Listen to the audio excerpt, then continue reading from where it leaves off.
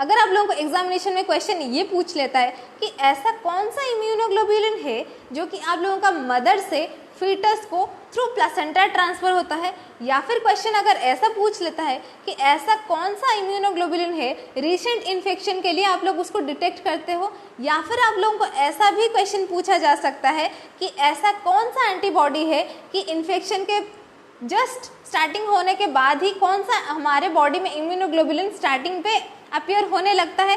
ये सारे सवाल का आंसर वीडियो के एंड में आप लोगों को पूरा मिल जाएंगे, इसीलिए इस चीज़ को पूरा एंड तक अच्छे से देखिए बिना स्किप करके, और कॉपी पेन में जरूर नोट कर लीजिएगा, ठीक है।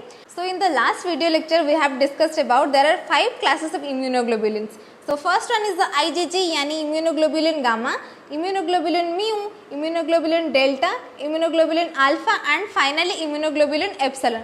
तो गाइस इस वीडियो लेक्चर में हम लोग पूरा बात करने वाले हैं ये जो 5 क्लासेस ऑफ इम्यूनोग्लोबुलिन्स होते हैं उसका कैरेक्टरिस्टिक क्या होता है। गाइस अगर आप लोगों के पास एक कॉपी और पेन है उसको लिख लीजिए, अगर आप लोगों को नोट्स चाहिए होगा तो मेरे को आप लोग कमेंट सेक्शन में बता दीजिएगा, ठीक है। तो मैं स्टार्ट कर रही हूँ कि PDF एक स्टार्ट करूँ, मतलब चैप्टर वाइज। अगर इम्यूनोलॉजी का अगर आप लोगों को नोट्स चाहिए तो आप लोगों को मैं बता दूंगी, लिंक नीचे डिस्क्रिप्शन में दे दूंगी, आप लोग इंस्टाग्राम पर ज्वाइन कर लीजिए और मेरे को वहीं पे आप लोग क्वेश्चन पूछ सकते हैं। My Instagram ID is then the description, ठीक है। तो फिर चलिए चलते हैं गाइस इम्यूनोग्लोबुलिन के बारे में बात करते हैं। तो मेनली लास्ट पूरा एंड तक देखने से पहले एक इंपॉर्टेंट चीज़ आप लोगों को गाइस ध्यान में रखना है कि जो हमारे जो 5 क्लासेस ऑफ इम्यूनोग्लोबुलिन्स होते हैं ना, उनका काम जो होता है वो डिफरेंट होता है। जैसे कि एक डॉक्टर का काम एक टीचर नहीं करता, एक टीचर का काम एक फार्मर नहीं करता, वैसे ही हमारे बॉडी में जो 5 टाइप ऑफ इम्यूनोग्लोबुलिन्स होते हैं उनका एक स्पेशल फंक्शन होता है कि कौन सा चीज़ को कौन सा चीज़ प्रोटेक्ट करता है। जैसे कि फॉर एग्जाम्पल IgG होता है जो it protects our body fluids. हमारे बॉडी में जितने सारे फ्लूइड हो गए, फॉर एग्जाम्पल मेनली ब्लड होता है, उसको कौन सा मतलब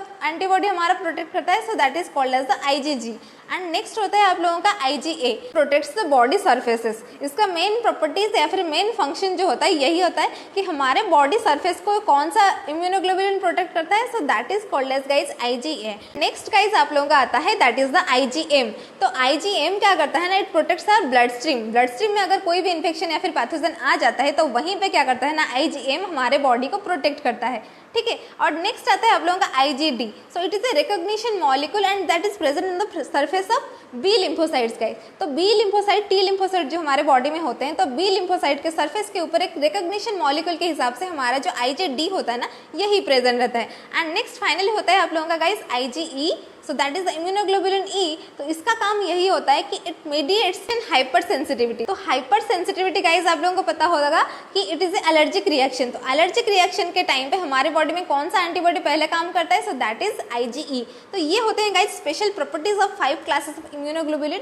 तो ये जो 5 टाइप ऑफ इम्यूनोग्लोबुलिन डिवाइड हुए हैं, it is based on the presence of the heavy chain. तो लास्ट वीडियो लेक्चर में जैसे कि हम लोगों ने बात किया था वाई शेप्ड एंटीबॉडी का मॉलिक्यूल का इम्यूनोग्लोबुलिन का स्ट्रक्चर आप लोगों ने देखा होगा, हेवी चेन और एक था light chain. So heavy chains are longer and light chains are shorter. तो on the basis of that heavy chain different classes of immunoglobulins are divided. इसका मतलब ये होता है कि हेवी चेन जो होता है ना, ये सारे इम्यूनोग्लोबुलिन में डिफरेंट होता है, इसीलिए उनका नाम डिफरेंट रखा गया है, ठीक है। तो गाइज ये हो गया आप लोगों का स्ट्रक्चर के बारे में। तो चलिए उसको पूरा नोट कर लेते हैं इन डिस्क्रिप्शन, उसका स्पेशल कैरेक्टरिस्टिक क्या होता है ये जानना बिल्कुल जरूरी है। तो चलिए स्टार्ट करते हैं इम्यूनोग्लोबुलिन G।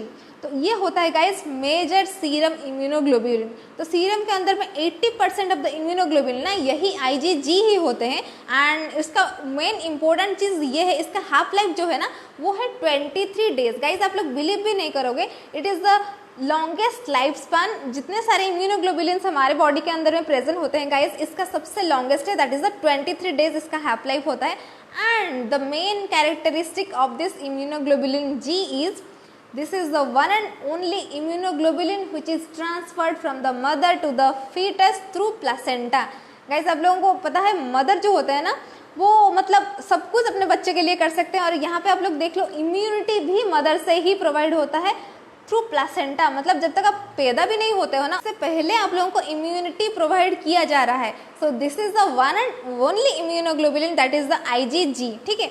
तो और एक बात इंपॉर्टेंट चीज़ IgG के बारे में ये जानना आप लोगों को ज़रूरी है कि ये it appears late but it persist for longer period of time.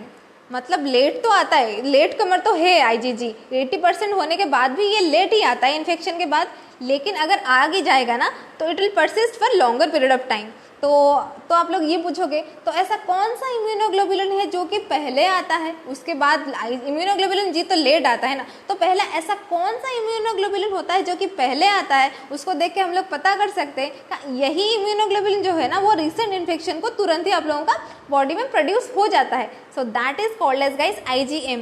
तो मैं आप लोगों को एक इंपॉर्टेंट चीज़ यहीं पे ये बता देती हूँ कि पहले अगर आप लोगों का किसी भी चीज़ में अगर बॉडी में इन्फेक्शन हुआ है तो आपके बॉडी के अंदर में IgM प्रोडक्शन हो जाता है and it disappears in A shorter period of time because it is short lived, and उसके बाद आप लोगों का IgG जो होता है ना it appears and it persist for longer period of time. तो गाइज आप लोगों को ये बात समझ में आ गया हो। तो ये IgG का सबसे इंटरेस्टिंग चीज़ मेरे को क्या लगता है पता है कि it binds the microbes and increase the phagocytosis. इसका मतलब ये है कि खाने में मसाला ज़रूर चाहिए, ठीक है, नहीं तो अगर कोई भी आता है, अगर आपके घर पे कोई गेस्ट आ रहा है तो आप लोग क्या करते हो उस टाइम कि गेस्ट को लेके हर रूम में जाके आप लोग दिखाते हो कि ये हमारे गेस्ट होते हैं। तो वैसे ही गाइस ये जो IgG होते हैं ना, अगर कोई भी माइक्रोब हमारे बॉडी में एंट्री करता है तो ये एंटीबॉडी क्या करता है ना उसके साथ बाइंड हो जाता है एंड सब लोगों को जाके बताता है देखो हमारे घर पे गेस्ट आए हुए हैं, ठीक है।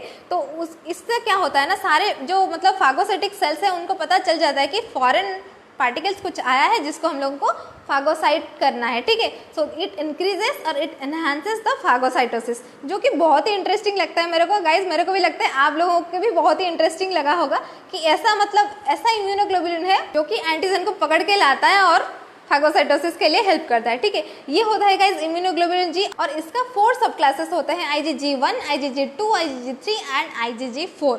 तो ये होते हैं guys main important characteristic of immunoglobulin G. और उसके बाद हम लोग देखेंगे नेक्स्ट सेकंड जो कि second major serum immunoglobulin, so that is called as guys IgA। तो ये जो IgA होता है गाइज वो प्रेजेंट रहता है आप लोगों का 13% आपके बॉडी में, 80% तो IgG रहता है और सेकंड 13% आप लोगों का रहता है IgA।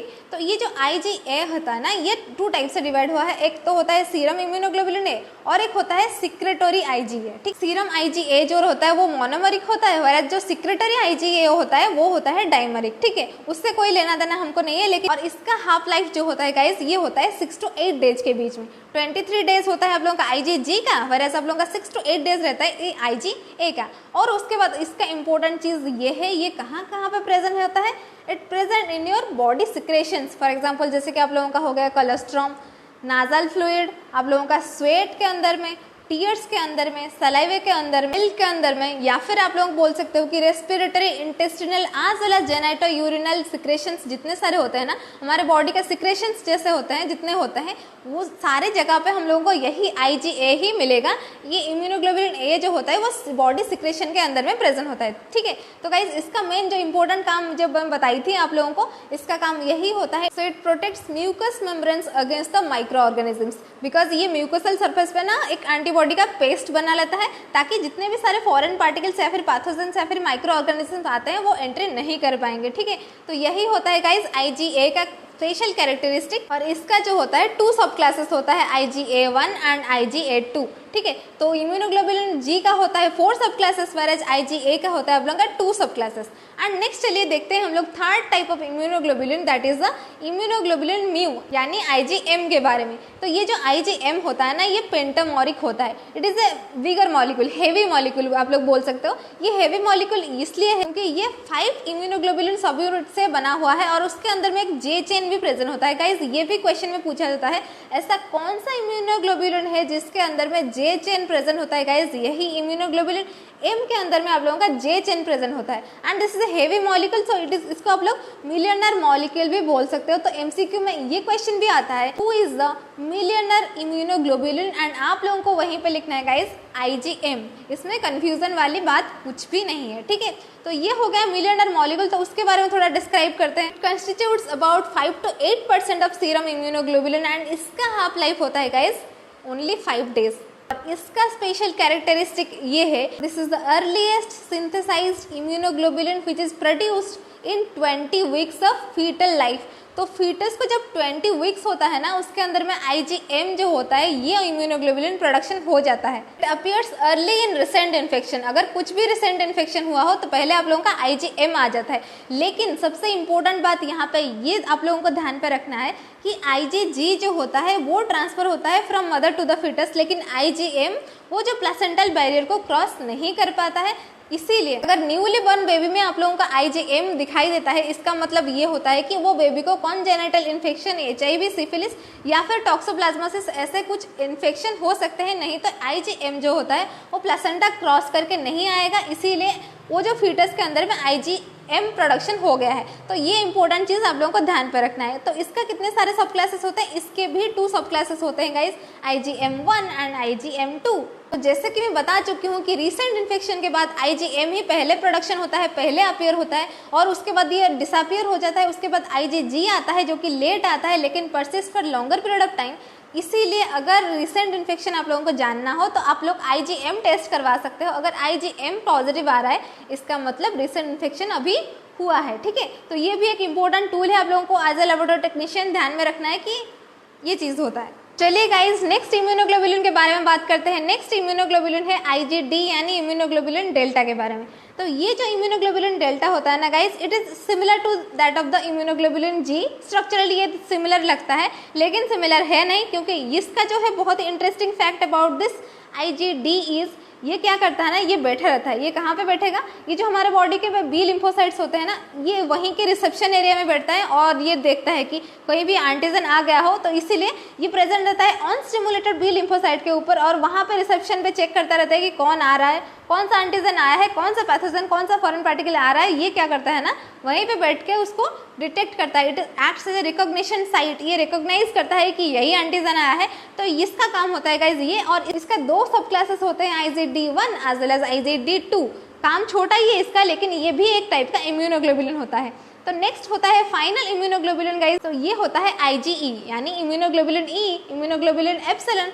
ये जो होता है ना हाइपर सेंसिटिव यानी एलर्जिक रिएक्शन केसेस में ये मेडिएट होता है। ये जो IgE इम्यूनोग्लोबुलिन होते हैं, it is otherwise called as reagin, आप लोग बोल सकते हो, and it mediates anaphylactic type of hypersensitivity reaction यानी टाइप 1 हाइपर सेंसिटिविटी रिएक्शन को ये मेडिएट करता है। एंड इट इज प्रेजेंट कहाँ पे ये प्रेजेंट रहता है? It is present in the intestinal as well as respiratory tract, ठीक है। ये यहीं पे प्रेजेंट रहता है और इसका फंक्शन होता है ये हाइपर सेंसिटिविटी रिएक्शन को मेडिएट करता है। This is the only immunoglobulin which is responsible for your asthma, hay fever as well as eczema, ठीक है। तो गाइज ये होता है IgE। तो ये हम लोगों ने बात कर लिया पूरा 5 क्लासेस ऑफ इम्यूनोग्लोबुलिन के बारे में। अगर आप लोगों को कुछ भी डाउट होता है आप लोग मेरे को कमेंट करके पूछ सकते हो, या फिर आप लोग मुझे इंस्टाग्राम पर फॉलो करके वहाँ पे आप लोग मेरे से नोट भी ले सकते हो। उसका प्राइस मैं वहीं पे बता दूंगी, ठीक है। अगर वीडियो पसंद आए तो वीडियो को जरूर लाइक कर देना, ठीक है। फिर मिलते हैं in the next video, in the next chapter. तब तक के लिए इस वीडियो को अच्छे से देखते रहिए। Thank you.